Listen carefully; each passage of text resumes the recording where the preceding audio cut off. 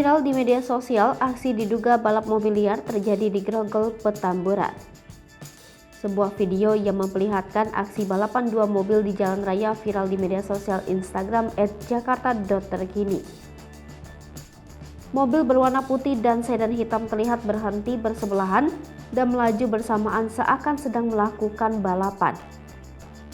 Di belakang kedua mobil tersebut tampak seorang pria yang menggunakan ponsel seperti sedang mengambil video dari terduga balapan tersebut. Akun @jakarta.terkini menulis bahwa kejadian itu diduga merupakan aksi balap mobil liar yang dilakukan di Jalan Kiai Tapa, Grogol, Petamburan, Jakarta Barat pada Jumat 27 Mei 2022 dini hari. Aksi tersebut direkam oleh seorang anggota pekerja penanganan sarana dan prasarana umum yaitu L. L mengatakan saat melihat aksi itu ia tengah melintas menggunakan sepeda motor. Namun ia tidak mengetahui pasti apakah aksi tersebut merupakan aksi balap liar. Kanit Reskrim Polsek Tanjung Duren Ibtu Tri Baskoro Bintang mengatakan pihaknya tengah melakukan pengecekan terkait video aksi balapan tersebut.